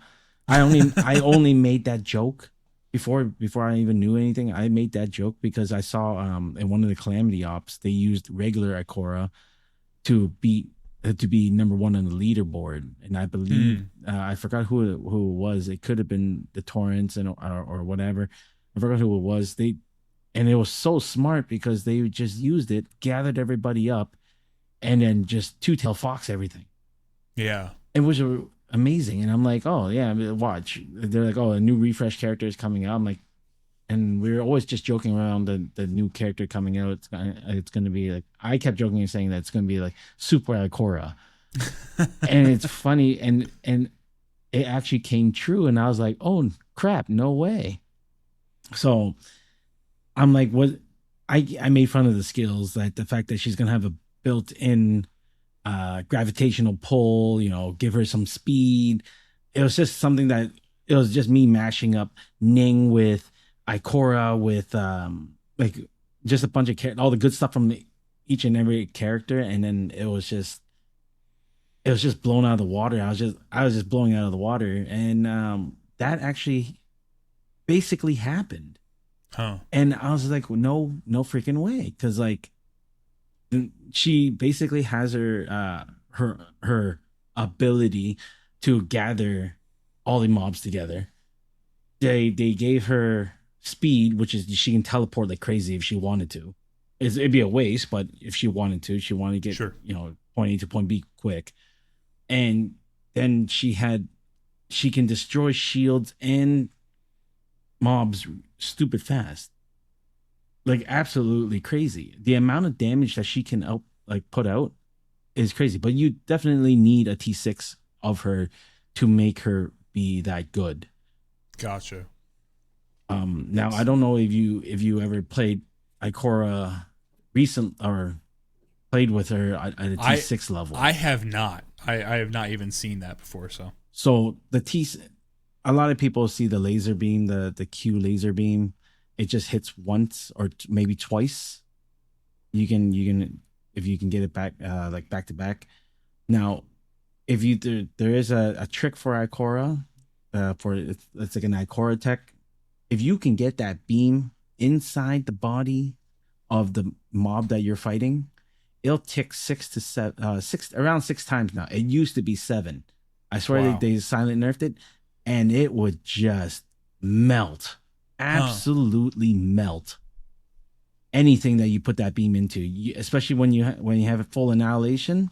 You teleport in, you spam the crap out of your beams. Your beams are giving you more procs to get more annihilation, and you just keep spamming your beams, and it would just drain the health of the enemy. I remember DPS parsing after figuring out this tech before a lot of people that I've seen. I'd never seen it before, and then I was just playing around with it one day. I figured out this tech, and I went to a practice range. I put like 5 mobs together. I gathered them up, and I just spammed my beams with annihilation. And I was hitting probably within like 40 seconds. I would easily clear like 500 mil damage total. Wow. And there's times where I even spammed it so much that the game disconnected me, saying that, disconnected. I'm like, that's crazy, the amount of damage. That is crazy, dude. The amount of damage that you can do is nuts on Ikora. And that when Ikora dropped and I got the T6 of it, it became my favorite character that replaced Ning. Wow. Which is wild coming from the original Ikora. Not that you say there wasn't anything in particular that you could do, right? We had the conversation earlier when we were talking about Jolder, being able to just see like when Jolder is being showcased at the highest level, right? Like the highest capabilities, it's so impressive. But being able to see then topping the Calamity boards or whatever it was with base Ikora, it was like, okay, well, this is a very niche, specific way, maybe on this one map where you can pull all the mobs together and delete them here in a real time save. But hearing like, hey, no, we're going to do a T5 or like a tier 5 or a 5-star version of Ikora and get her out there. That's pretty crazy to see. And it is one character that I have not invested time into because I did hear that you needed like a higher talent tree placement, and I don't have. I think I just have a base level Ikora, so I've not leaned into it. Eager at some point, maybe to find that. Has she already rolled over into the permanent banner, or is she still? She has now. Yeah. Okay. Is she the permanent? Oh yeah, she's the permanent banner. Yeah. Yeah, I was. That's one thing that Shane was. I think it was Shane. Maybe it might have been Antivis telling me that like how these guys are doing their, when they're swapping over these mythic reworks, that they're not going to be limited time, but they're actually going to move in, which is nice because like a lot of the permanent ones, right? Like as they're in there, as you just continue to play, you can get these extra talents from them, which is nice. So, so let's talk the rankings of it then. So like, let's place Maru, in there. Is there any world where you see it seems very, very obvious, like between the two, right? Like if you have the Ikora, you have the Maru, you're going between them. We're going with Ikora, but let's rank them on their own merit here. Flamel, you have any opinion on between the Ikora and Maru? I mean, Ikora definitely higher than Maru. Sure. I'd say it's a tough choice on where to put Ikora, like S tier or A, like top of A or S tier. But This is the first time I've heard it. I mean, it sounded like it sounds like it's a near like insane deal. Like, I mean, we're seeing right now. Yeah. I mean, Jay's over here in the fire range, just absolutely decimating this shank that has an infinite health bar with like 400 million damage. I feel like Ikora is their first entry into the S tier, where we sit nowadays. With that, but I guess for Maru, like I feel like I'm getting like I don't want to necessarily place all of the other Void characters into the B tier, but it's kind of like where it seems like they're falling. Yeah. But I just don't. It's so hard, right? It's like she's so overshadowed by Ikora, this Ikora rework, that it's hard to kind of without placing, without having that conversation back and forth. It's hard to place them at that point, and so my gut's almost like falling into like a high C tier, like a just north of tan, like at the very top. What do you guys think of that? I can get behind that. Yeah. Think like a something like that. I feel like Gwynn, with her refresh and stuff, she still kind of has a unique identity that you could get in there. We've talked about what would make Jolder and what would make Umeko. But I feel like even though I love Maru, I have a special place in my heart for my pirate granny. I feel like she does not. She just doesn't quite provide what we do beyond there. So, all right, boys, let's talk it. We are to our final two here. We have two Arc Hunter characters that do vastly different things. Both have unique identities to themselves. We're gonna go in order of release here. Okay, so we are now to Helhest on our line here. Now, the last time we talked about Helhest, she was the best character in the game. She was the character that could do the most, could output the most damage, that could provide the most benefit to everyone on the field. She was ridiculous in the fact that she can generate heavy ammo, all of these things. Flamel, has any of that changed? No. Not that I can speak on. Like, she's still dominating, like, top DPS. She's I mean, yeah, I don't have much else feedback on that, but yeah, it's one of those things where the combination of everything that Helhest can provide still is just like so unique compared to just any. Well, it's unique in her own way, is like everything she has, but it's like the best of about everything that these other characters can do. Obviously, we were talking earlier about Tan being completely overshadowed. It was by Helhest, right? Like the conversation on being able to. That's even why, like in my head, where I'm like, well, do we think that Tan could stand up to it because he's moving? He would be able to move around just like Helhest could, right? Like with her drones. And even with that, I'm still going to be hard pressed to know whether or not, that would move the needle. Jay, what do you think with Helhest? We already know she's super high up on our tier list. That's a no-brainer there, but where do you come down with her in the season 4 meta? 100%. We already knew that she's going to be an S-Kit class. I think she's probably the longest lasting character that's been in the S tier for the longest time. Yeah. Only because the fact that it says that she's a support character, but she really isn't. Right. She has support skills where it gives damage buff, heal, and everything. But the thing is, you only need to get that damage buff, and you're good for like 20 seconds. You don't have to stay in the bubble or anything. You get it, you run. Okay. And then, like I said before, power ammo is scarce in this game. It's very little. A lot of people struggle with it. That being said, the fact that she can generate power ammo, it makes her like infinitely better, like infinitely useful. Yeah. Better than anyone else out there right now, because nobody else can generate power ammo for you. And obviously for damage wise, if you're giving me damage buff, you're giving me the ammo to shoot shoot that power ammo to utilize that damage buff, it just snowballs really hard. Yeah. And because of Kabr's new weapon, the Arbalist,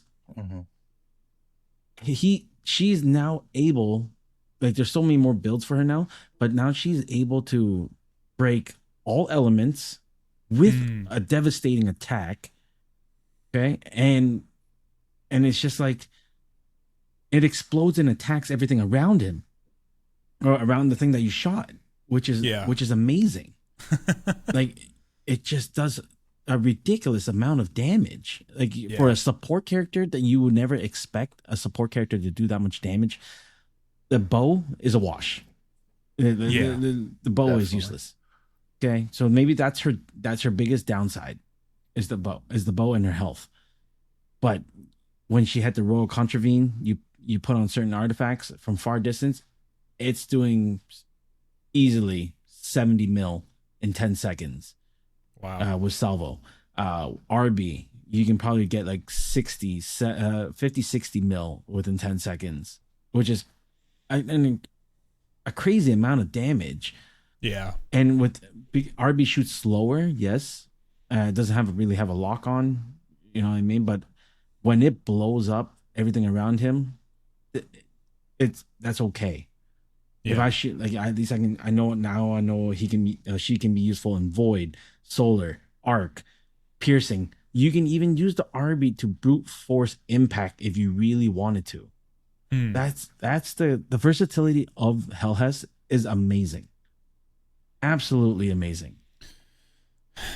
Yeah, it kind of blows my mind the level at which, like, it seems like she's only getting better. And like you said, the only thing that really moves the needle in even the slightest way towards the neutral, like, because a lot of the bows and stuff, it's a very individualized play style, right? Like, it doesn't necessarily translate to some of the other weapons or the different kits in the game.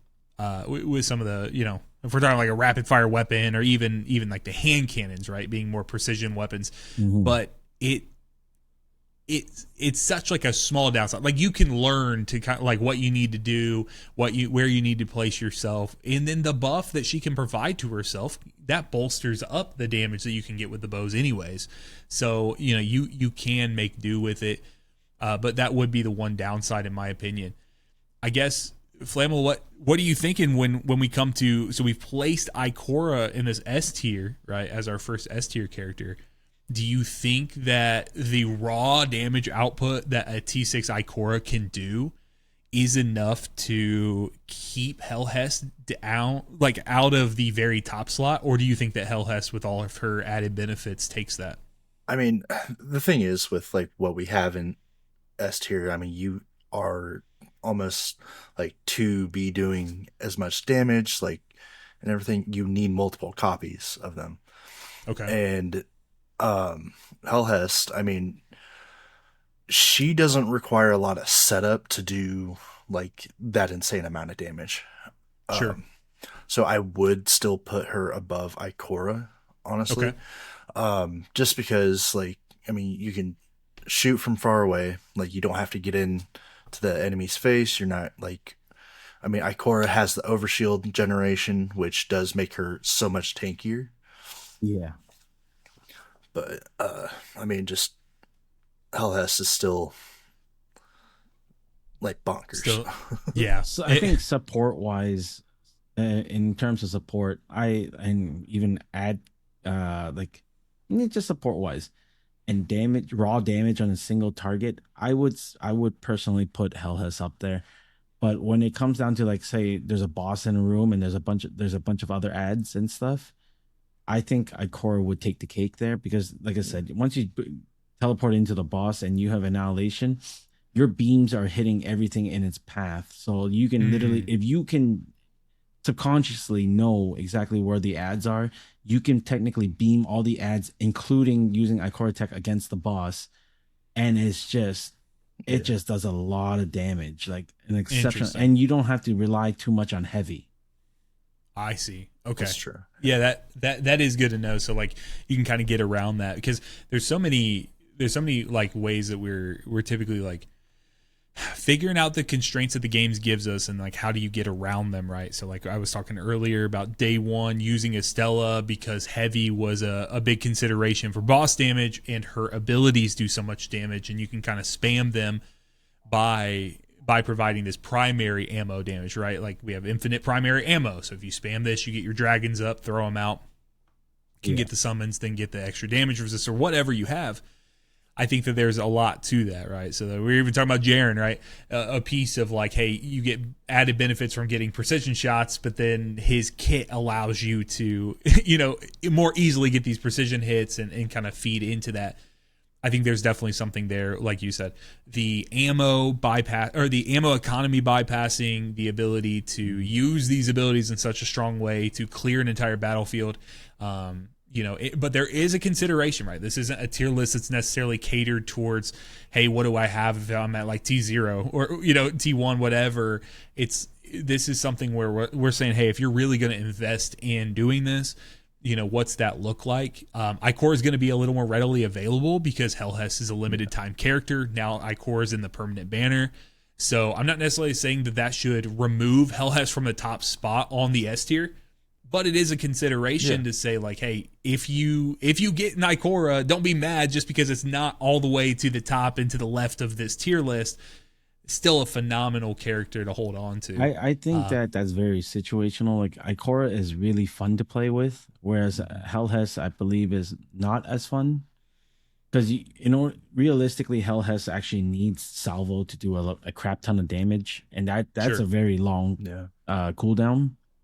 Versus Ikora, because once you get Annihilation, you get 3 blasts, and you can still continue to gain more Annihilation during it, which makes, I think, Ikora, as a solo play or even like a 3-man strike play, I think Ikora will definitely be more fun to play, whereas Helhest will do slightly more damage depending on the boss you're fighting.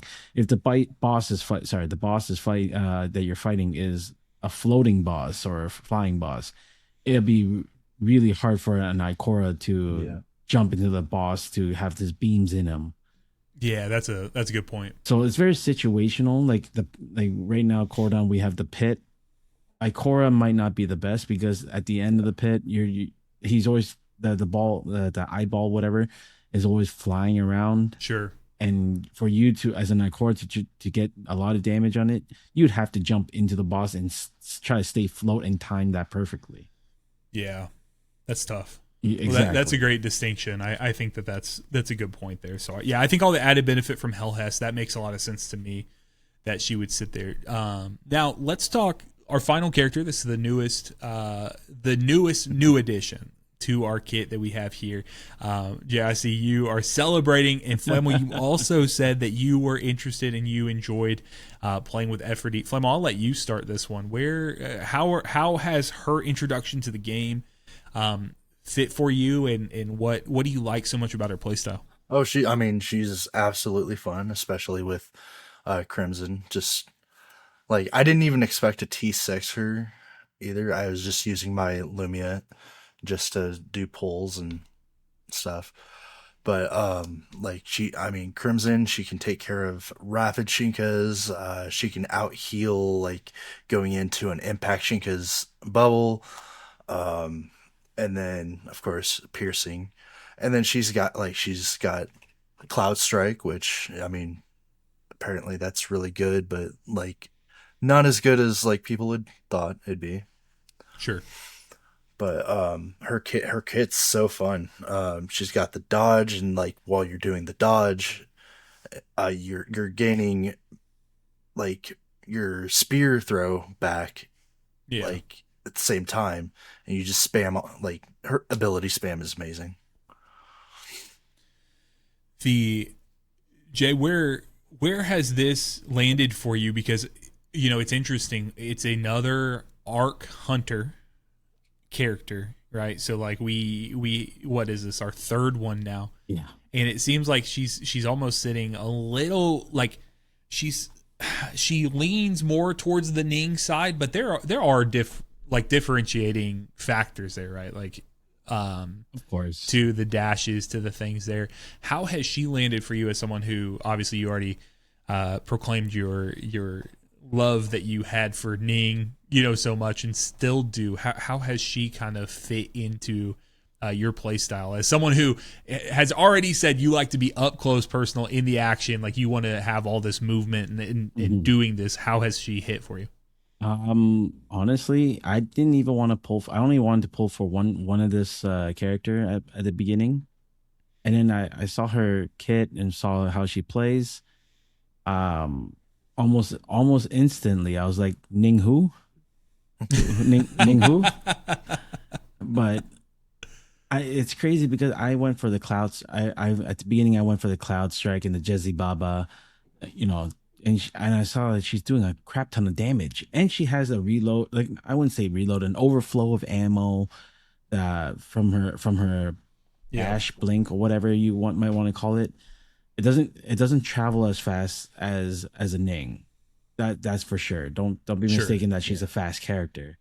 Right. Regardless, she has a warlock jump and everything, but she's still like she's not fast, but her gameplay is fast. So with the Jezzy Baba, you're trying to do headshots just like how we would do it with Jaren. It'll do a good amount of damage per shot. And Cloud Strike, because it's not doing a lot of damage right now, because I heard it's the weapon is still a little bit buggy. I think you're missing around like 10 to 15% of its damage, if I'm not mistaken, which is unfortunate. But then I saw other people use the Crimson on this character and in a solar, like the IS-3 solar sniper, and I always wondered why like this is such a not really a good sniper rifle to begin with. The Cloud Strike is much better, but I see why. Like after that I understood why, and which is crazy because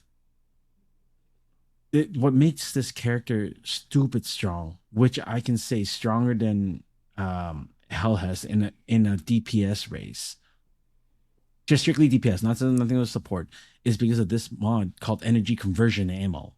Mm-hmm.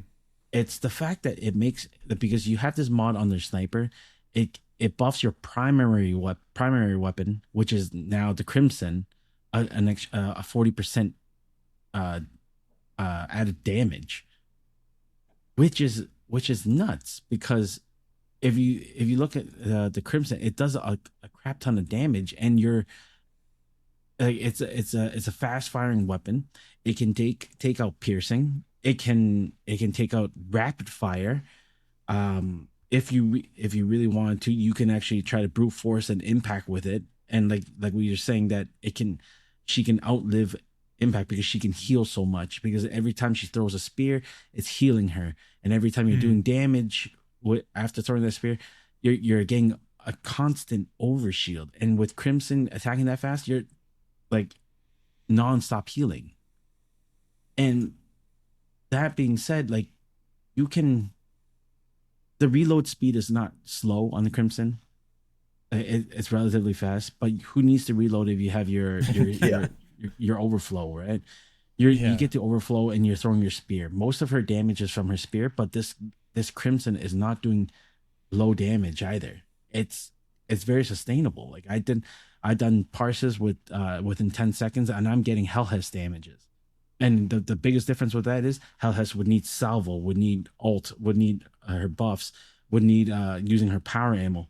This is an infinite amount of ammo on her primary, which is crazy because now I don't have to sweat for ammo anymore. Yeah, you know what I mean. I keep overflowing my ammo. I'm getting ammo back. I'm not letting go the left click, and every now and then I'm just throwing a spear. Whenever it's up, throw a spear, and then when I feel like I shot enough, I'll clone and shoot some more. Yep.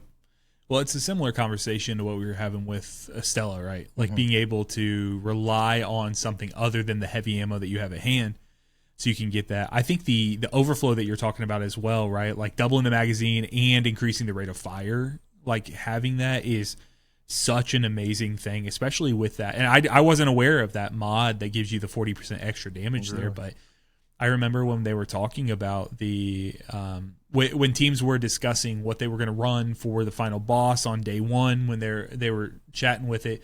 I was watching a stream and they were trying to convince, and they were talking between like Eternal Death and Crimson on what does more. And I know like I know that Fair Play has you in a different situation, right? Like that puts you in a different world. But it is very interesting now, like when we break off those Fair Play modifiers and we step into this post game. This is just like a very niche thing for Destiny in general, but it's so funny that like Crimson's actually having a heyday in both games, Destiny Rising and Destiny 2, because in Destiny 2 we have an exotic legs for the hunter, which are known as lucky pants, which stacks up like as you get continual hand cannon hits with the weapon, it will increase the amount of damage your hand cannons do. And we just received a special hand cannon in the secondary slot. So you have Crimson in the top slot, and then your secondary energy weapon would be a hand cannon as well. So what you do is you pull out Crimson, you shoot 2 bursts of it, the 3-round burst that gets you to ×6 for the buff, and then you flip to that energy one, and it's already like stacked super high. Just a very niche thing for those of you who are playing both Destiny. Maybe you're just playing Destiny Rising, don't realize, but Crimson's been in it's been in D2 for a long, long time, even maybe since the beginning. I don't remember exactly when it was introduced, but like it's never had a heyday like it is now. So seeing teams using Crimson inside of Destiny Rising as well, it's such a unique little thing with that as well. So where are we thinking here? So we enjoy Efrideet's here, but I don't hear you guys saying anything as broken as either that we were able to do with Helhest or Ikora. Where are we sitting with Efrideet in your guys' opinion? My personal opinion, I probably put her just like probably on par with Helhest. If you already have a T6 Helhest, I would probably say you don't need to roll for an Efrideet. But if you don't have a Helhest, like me, I don't have a T6 Helhest. One of my biggest regrets of not pulling. So, I pulled Efrideet, and honestly, I'm having a blast. Interesting. So from an enjoyment standpoint, you're seeing that. Do you think that they're as strong like in their offerings though? Because it sounds like Helhest just does so many things for so many people. Like on your team and things of that sort. I think that's why I would say put Efrideet just slightly below Helhest because of what Helhest brings to the table. The fact that she has a damage buff, she has the healing, the ammo regen. Now the ammo regen doesn't really apply if you're using a Crimson built Efrideet. It doesn't apply to you. Yeah. You basically don't even pull out your sniper. Your sniper was just there to put out the mod that boosts up your ammo doesn't hurt. I got you. Okay. Yeah, that makes sense. So Flamel, you feel good with that placement? Yeah, like I mean, if anything, I top of A, but like it's a really tough spot because I mean she's great. I have nothing bad to say about her. Just I can't speak. I've not really seen Helhest versus Efrideet versus Ikora damage and like sure. Well, they all fill different. They all fill different roles, right, in the meta. Like that's the thing. But we are also talking season 4. Right? Yeah, this is season 4 tier list. This may change next time. You know, right now I think Efrideet is she also is she featured on the Eminair system? Like Efrideet, she's like the main. So with that as well, like there's something to that too, like being able to kind of lean in because that's a new like seasonal system, right? Like this is something that will reset season over season with different featured characters. You know, so being able to have that consideration as well, you know, is just something to keep in mind. Not sure how that would move or like how much that will move the needle for her. Like let's say she wasn't in the next one, but right now she is featured. New character, something that we can all get, and I think it's whether we went top of A. That's kind of where my leaning is, but I don't have a T6, so I'm gonna defer to you guys. My leaning is like I have enjoyed playing Efrideet as much, if not a little less, than playing Jaren. Like the Jaren gameplay style, it has like really resonated with me, and like every time I log in, I'm like, okay, I want to find what can I do to make Jaren better on my team. But Efrideet, you guys have sold me that I definitely need to get some more copies before she goes away, because I don't want to feel that. I don't want to feel the regret that I felt in the past with some other things. To be fair, Jaren is a really good pull to get T6. So is Helhest, Efrideet, Ikora. Those four characters I would probably say is probably your biggest and safest bet for T6ing anything.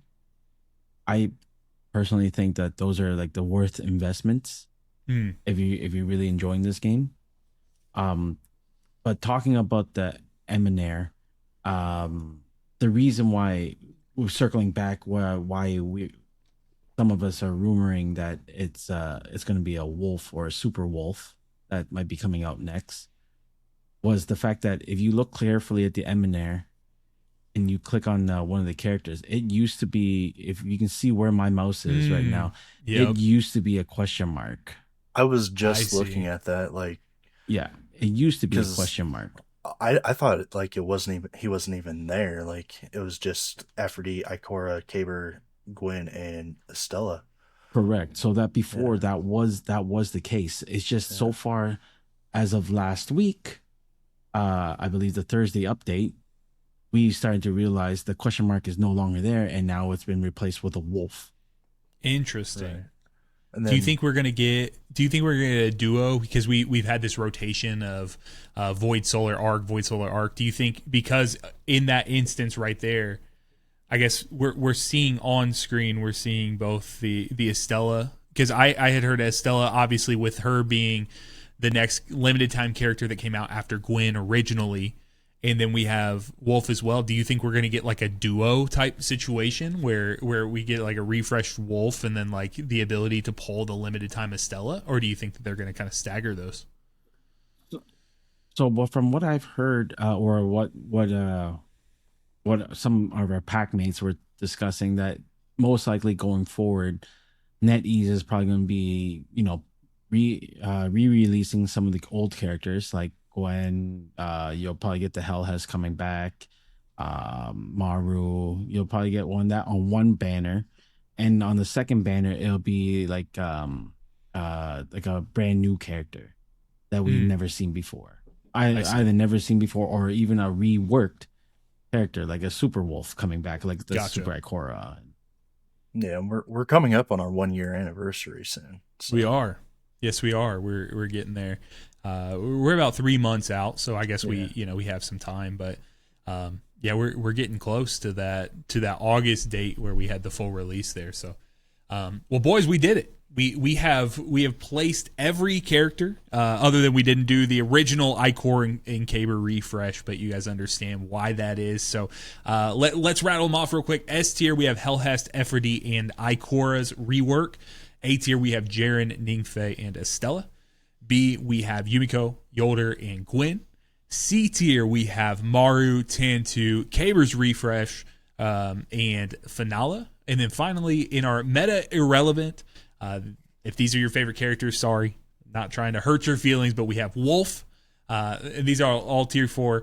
Wolf, Xuan Wei, Rossi 11, and Attal. So we're eager. We don't want to place. I don't know about you guys. I don't ever want to place a character down at the bottom of the tier list, right? Like, we have these characters, we're getting these copies, like we wish they were, but that's just not the nature of a game like this, a live service game, as it rolls out from there. So, any last thoughts that you guys have for this list? How are you feeling about it, and what are you hoping to see with these refreshes that might bring you? Jay, what are you thinking?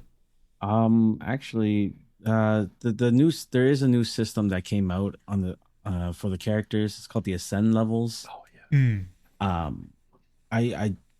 I do agree that it's unfortunate that people who like the Maru or the Meta Irrelevance, the C tiers or the B tiers, because they don't bring enough damage or whatnot. It's really good because the fact that, like, with the Ascension, I believe this is the NetEase's actually way of trying to balance the characters and making people use it more. like to use the certain characters that they enjoy using or whatnot. Interesting. Because if you look at like the Ascension 5, and it's like, you know, Ikora gets a 20% buff, but whereas if you look at like Gwynn, like we said, her concerto did no damage whatsoever, and she wasn't outputting that much damage. If you look at her Ascension 5, she gets literally a 6-second damage increase of 40%. That could be the balancing of the characters. That might not be enough, but it's still like a good balance to try to bring it back up for people who don't have certain ascensions. And obviously, because Helhest is so stupid strong, I believe she only got a 10%. Oh yeah, she only got a 10% damage increase, which is still a big amount. Gotcha. If you look at her damage, she does the most damage. She would definitely be the one that, like, you know, 10% of say 1 million damage is still 100k, whereas other people are maybe getting like that's doing like like 600k, 40% would probably be like another extra, you know, 300k or 250k, which that gives that extra balance to kind of be somewhat relevant. It'll maybe make like Wolf not so, I don't want to say useless, but like, you know, irrelevant. These little damage increases can and may shift the meta. Not for Helhest, because she's obviously the power generator, the power ammo generator. She's going to be there for a long time. Yeah, kind of always find a place there. Exactly. Like everybody needs heavy ammo. All characters are like heavy ammo reliant, except for maybe Efrideet. Flamel, how about you? How you feeling about our tier list that we put out today? Yeah, I was just thinking, like, why do we have Xuan Wei like ahead of Rossi and Attal? honestly, I know. when we hit this meta irrelevant, we probably could hit that, but if we want to rank the order of irrelevancy, it seems kind of a funny thing. No, I'm pretty happy with the tier list that we got here.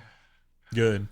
Well, I'm glad. Well, guys, I do appreciate it. Jay, thanks for coming on for the pod for the first time, and Flamel, I appreciate you coming back again, man. Yeah, I'm glad to be here. I'm honored to even be asked to join in. Yeah, thanks for having me. Yeah, I appreciate you guys doing that, taking time. I laughably said I wanted to try to do this in an hour 15, and we are at 2 hours of recording time here. So, boys, I appreciate that. There was no shot. Now, here's what my hope is: when we get into the next season, when we get far enough away for the next tier list, we can do what we did the first time, which was take a little bit more of a brief approach, and we can do some tweaking of the tier list and then place the new character. But with it being 5 months since the last one came out, I felt like that fully required a new breakdown there. So guys, if you're still with us at home, thank you very much for listening. We greatly appreciate it. Again, if you made it all this way and you haven't subscribed, what are you doing? You enjoy the content, or you enjoy hearing us yap, so hit the subscribe button. For Jay, for Flamel, I'm Sax. Till next time, be blessed, y'all.